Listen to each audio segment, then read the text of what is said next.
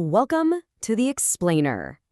All right, we're going to tackle a pretty provocative question today, based on what our sources are telling us. What if the way we've all been taught in school for the last century and a half has maybe unintentionally paved the way for the political chaos we're seeing right now? Okay, let's just dive right in. It's no secret, right?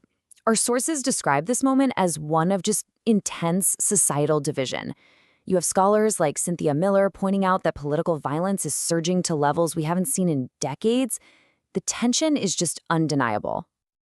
And this leads us to the huge question we're digging into in this explainer.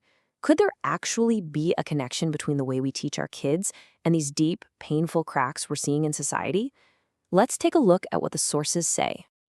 So, to really get a grip on how we got to this point, we have to rewind the clock a little bit. The sources we've analyzed are painting a picture of this dramatic mood swing across the globe, where the hope and optimism of just a few decades ago feels like a completely different world.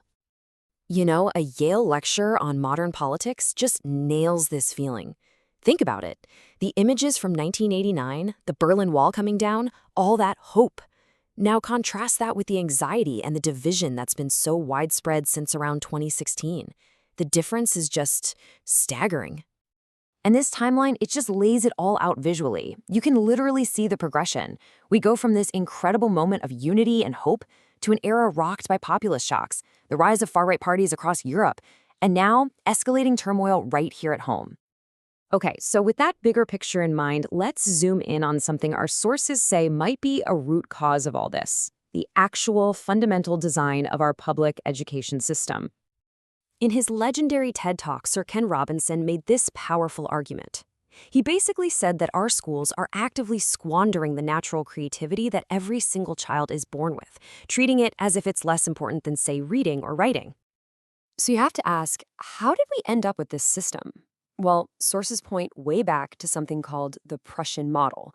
American educators saw this system and they pushed to adopt it. But here's the key. The goal wasn't to create brilliant, creative thinkers. It was to produce an efficient workforce for the Industrial Revolution. And this is where you really see the mismatch, right? The system was explicitly built to create interchangeable cogs for the industrial machine. It valued compliance, obedience, following orders.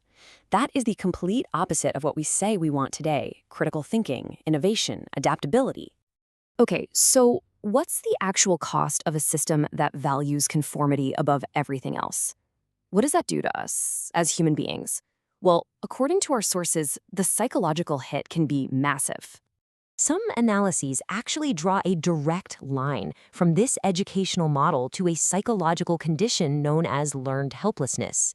It's this state where people just stop trying because they've learned over and over again that their efforts won't make a difference.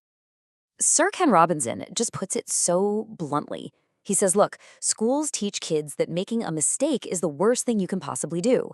And what happens? They become terrified of being wrong, and that fear, it just crushes their ability to think originally. And the consequences of this, according to our sources, are pretty staggering.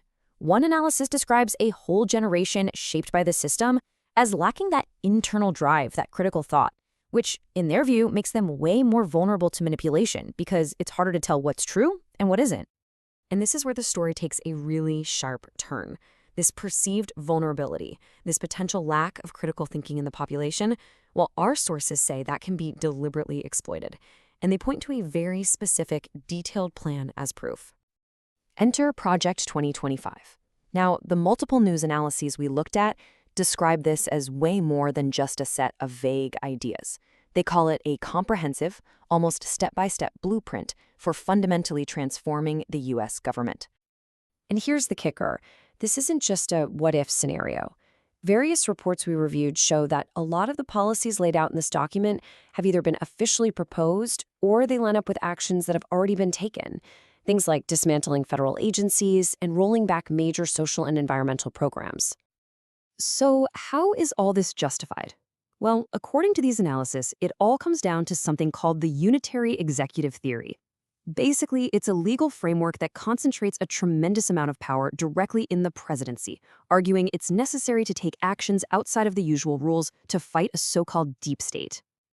Okay, so let's bring this down from high-level policy to what our sources say is happening right now, on the ground, on the streets of American cities. We're seeing news reports detailing the deployment of the National Guard and other federal forces in cities like LA and Memphis. But look at this table. The really stunning part, according to these reports, is that it's often happening when local leaders, the mayors, are explicitly saying, no, we did not ask for this. And this isn't cheap. It's backed by a staggering financial shift.